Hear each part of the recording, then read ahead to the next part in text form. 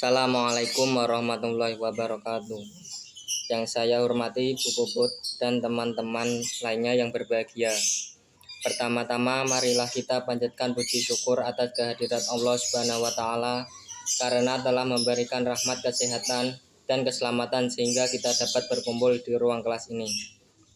Adapun topik yang akan kami bahas yaitu taktik kekuatan dan pengaruh. Perkenalkan, nama saya Ismail Sobro yang akan bertugas sebagai moderator pada hari ini. Adapun anggota kelompok saya yaitu Titik Januri Rahayu dan Nafisun Ni'am. Baik teman-teman, langsung saja kita mulai ke sesi yang pertama, yaitu pembukaan. Marilah kita mengucapkan basmalah bersama-sama. Bismillahirrahmanirrahim. Selanjutnya adalah penyampaian dan penyajian materi. Saya persilakan untuk Nafisun Ni'am untuk membacakan materi. Terima kasih untuk moderator. Di sini saya akan menyampaikan materi tentang konsep kekuasaan. Konsep kekuasaan didefinisikan dalam istilah relatif daripada absolut. Dalam hal ini berarti sejauh mana agen memiliki pengaruh lebih besar atas target daripada target memiliki agen. Dengan adanya kekuasaan, pemimpin memiliki kapasitas untuk memengaruhi perilaku para pengikutnya. Para pemimpin juga menggunakan kekuasaan sebagai sarana untuk mewujudkan tujuan kelompok.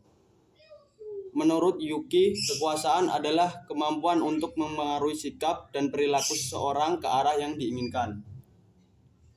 Konsep kekuasaan bermanfaat untuk mengerti bagaimana orang dapat saling mempengaruhi di dalam sebuah organisasi. Kekuasaan melibatkan perantara untuk mempengaruhi pihak lain, tapi ini sudah dijelaskan dan diukur dalam beberapa cara berbeda. Sulit untuk mendeskripsikan kekuatan agen tanpa menentukan orang target, yaitu mempengaruhi tujuan dan jangka waktu. Seseorang agen akan memiliki lebih banyak kekuasaan atas beberapa orang daripada atas orang lain dan lebih berpengaruh untuk beberapa jenis masalah daripada untuk yang lain. Yang selanjutnya, konsep pengaruh. Pengaruh adalah inti dari kepemimpinan. Agar efektif sebagai pemimpin, penting untuk mempengaruhi orang untuk melaksanakan permintaan, mendukung proposal, dan melaksanakan keputusan. Dalam organisasi besar, efektivitas manajer tergantung pada pengaruh atas atasan dan rekan kerja serta pengaruh atas bawahan. Pengaruh dalam satu arah cenderung meningkatkan pengaruh ke arah lain. Wewenang. Ruang lingkup wewenang untuk menghuni posisi manajerial adalah di saran permintaan itu dapat dilakukan dengan benar dan berbagai tindakan yang dapat dilakukan dengan benar. Lingkup kewenangan adalah jauh lebih besar untuk beberapa manajer daripada untuk yang lain, dan itu tergantung sebagian besar pada pengaruhnya diperlukan untuk mencapai persyaratan peran tujuan untuk organisasi. Wewenang dibagi menjadi 3. 1. Wewenang lini dimiliki untuk mencapai tujuan organisasi secara langsung.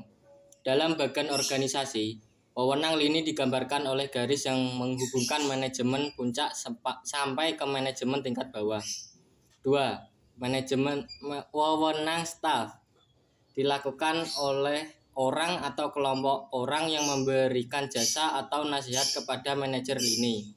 Staf ahli biasanya merupakan istilah yang menggambarkan posisi tersebut. Staf ahli memberikan nasihat berdasarkan keahlian, pengalaman, atau riset dan analisis yang diperlukan, termasuk bantuan pelaksanaan kebijakan, monitor, dan pengendalian. Yang ketiga, wewenang fungsional. Kadang organisasi mempunyai manajer atau departemen yang mempunyai wewenang fungsional. Fungsi keuangan dan akuntansi sering diberikan wewenang fungsional. Ada beberapa taktik. Yang pertama, taktik manajemen kesan. Taktik ini dimaksudkan untuk mempengaruhi orang agar menyukai agen atau untuk mendapatkan evaluasi yang baik dari agen. Kesan taktik manajemen dapat digunakan oleh pemimpin untuk mempengaruhi pengikut atau oleh pengikut untuk mempengaruhi seorang pemimpin. Yang kedua, taktik politik. Taktik ini digunakan untuk mempengaruhi keputusan organisasi atau keuntungan manfaat bagi individu atau kelompok. Salah satu jenis taktik politik melibatkan upaya untuk mempengaruhi seberapa penting keputusan dibuat dan siapa yang membuatnya. Yang ketiga, taktik proaktif.